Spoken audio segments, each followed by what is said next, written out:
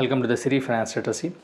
ఈ వీడియోలో మనం కాంట్రా ఫండ్స్ అట్లాగే సెక్టోరల్ ఫండ్స్ గురించి తెలుసుకుందాం. ఈ వీడియోని స్కిప్ చేయకుండా ఎండ్ వరకు చూసినట్లయితే మీకు కాంట్రా ఫండ్స్ అంటే ఏమిటి, సెక్టోరల్ ఫండ్స్ అంటే ఏమిటి అనేటువంటి విషయం పైన ఒక అవగాహన అయితే రావడం అయితే జరుగుతుంది. సో లేట్ చేయకుండా వీడియోలోనికి వెళ్ళిపోతాం. ఫస్ట్ ఆఫ్ ఆల్ చూసినట్లయితే సెక్టోరల్ ఫండ్స్ అయితే ఉంటాయి. మనకు సెక్టోరల్ ఫండ్స్ అంటే పర్టికులర్గా ఒక సెక్టార్ని టార్గెట్ చేస్తూ ఆ సెక్టార్కి సంబంధించినటువంటి స్టాక్స్లలో ఇన్వెస్ట్ చేస్తారు. వీటిని సెక్టోరల్ ఫండ్స్ అని అంటారు. ఫర్ ఎగ్జాంపుల్ ఫార్మా సెక్టార్ కనుక చూసినట్లయితే ఫార్మా సెక్టోరల్ ఫండ్స్ అయితే ఉంటాయి.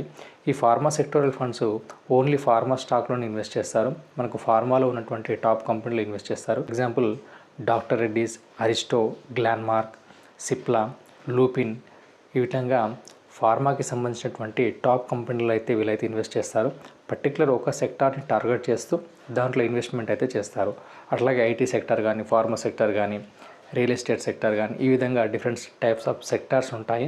ఈ సెక్టార్కి సంబంధించినటువంటి ఫండ్స్ అయితే ఉంటాయి. వాటిని సెక్టోరల్ ఫండ్స్ అని అంటారు.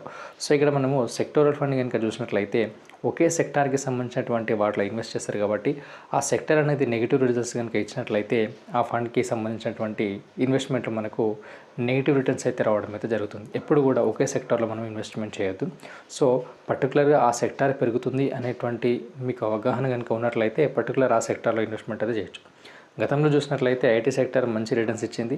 అదేవిధంగా ఐటీ సెక్టర్ అయితే నెగిటివ్ రిటర్న్స్ ఇవ్వడం అయితే జరిగింది. సో గతంలో చూసినట్లయితే ఫార్మా సెక్టర్ కూడా మంచి రిటర్న్స్ ఇవ్వడం జరిగింది. అట్లాగే నెగిటివ్ రిటర్న్స్ ఇవ్వడం కూడా జరిగింది.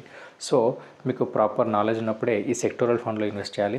సాధ్యమైనంత వరకు బిగినర్స్ ఈ సెక్టోరల్ ఫండ్స్ని అవాయిడ్ చేయడం బెటర్. వచ్చేసి కాంట్రా ఫండ్స్ అనేది బెస్ట్ ఫండ్స్ ఇవి. సో ప్రతి ఒక్కరి పోర్ట్ఫోలియోలో మీకు 20% వరకు మీకు కాంట్రా ఫండ్లో అయితే ఇన్వెస్ట్మెంట్ చేయాల్సి ఉంటుంది. కాంట్రా ఫండ్స్ అనేది మంచి రిటర్న్స్ ఇవ్వడం అయితే జరుగుతుంది. మనము ఈజీ వేలో కాంట్రా ఫండ్స్ అంటే ఏమిటి అనేటువంటి విషయాన్ని గురించి మనం ఇప్పుడు తెలుసుకుందాం. సో ఇక్కడ మనకు మార్కెట్లో మనకు టాప్ 100 కంపెనీస్ అయితే ఉంటాయి. సో వాటిని లార్జ్ క్యాప్ అని అంటారు. ఈ కాంట్రా ఫండ్స్ ఎట్లా ఉంటాయంటే పర్టికులర్గా ఏవైతే టాప్ కంపెనీస్ ఉంటాయో ఆ టాప్ కంపెనీస్కి ఏవైతే కాంపిటేట్ ఉంటాయో ఆ కాంపిటేట్కి సంబంధించినటువంటి కంపెనీస్లో అయితే ఇన్వెస్ట్మెంట్ అయితే చేస్తారు.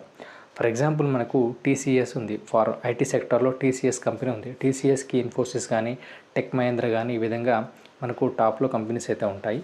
సో ఈ టాప్ టీసీఎస్కి మనకు కాంపిటేటివ్గా టెక్ మహీంద్రా కానీ అట్లాగే ఇన్ఫోసిస్ అయితే ఉంటాయి. సో ఈ కాంపిటేటివ్ ఏవైతే ఉంటాయో ఆ కాంపిటేటివ్ స్టాక్లో ఇన్వెస్ట్ చేయడం అయితే జరుగుతుంది.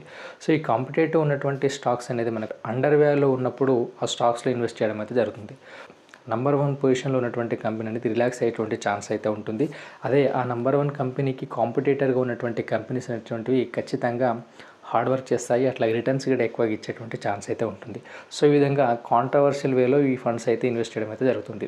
కాంట్రా ఫండ్లో మనకు మంచి రిటర్న్స్ వచ్చేటువంటి ఛాన్స్ అయితే ఉంటుంది. ఎందుకంటే ఇవి అవుట్ పర్ఫార్మెన్స్ ఇచ్చేటువంటి కంపెనీస్లో ఇన్వెస్ట్ చేస్తారు కాబట్టి లాంగ్ టర్మ్లో ఎవరైతే ఇన్వెస్ట్మెంట్ చేయాలనుకుంటారో కాంట్రా ఫండ్లో ఇన్వెస్ట్ చేసినట్లయితే మంచి రిటర్న్స్ పొందేటువంటి అవకాశం ఉంటుంది. ఈ విధంగా కాంట్రా ఫండ్స్ని అట్లాగే సెక్టోరల్ ఫండ్స్ని మనం అర్థం చేసుకోవాల్సి ఉంటుంది.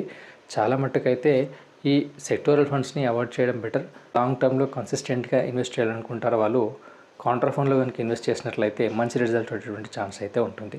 మనకు కాంట్రా ఫండ్లో చాలా ఫండ్స్ అయితే ఉన్నాయి. For example SBI Contra fund కానీ, అట్లాగే ఇన్వెస్కో ఇండియా కాంట్రా ఫండ్ కానీ, కోటాక్ కాంట్రా ఫండ్ కానీ, టాటా కాంట్రా ఫండ్ కానీ, ఈ విధంగా డిఫరెంట్ టైప్స్ ఆఫ్ ఏఎంసీ అయితే మనకు కాంట్రా ఫండ్ అయితే ప్రొవైడ్ చేయడం అయితే జరుగుతుంది. వీటిని ఫిల్టర్ చేసి ఏదైనా ఒక మంచి కాంట్రా ఫండ్లో ఇన్వెస్ట్ చేసినట్లయితే లాంగ్ టర్మ్లో మంచి రిటర్న్స్ వచ్చేటువంటి ఛాన్స్ అయితే ఉంటుంది. Thank you for watching this video. మీరు కనుక మ్యూచువల్ ఫండ్లో ఇన్వెస్ట్ చేయాలనుకున్నట్లయితే డిస్క్రిప్షన్లో ఇచ్చినటువంటి లింక్ ద్వారా మీ డీటెయిల్స్ని ఎంటర్ చేసినట్లయితే మీకు ఫ్రీగా మ్యూచువల్ ఫండ్ అకౌంట్ అయితే క్రియేట్ చేయడం జరుగుతుంది.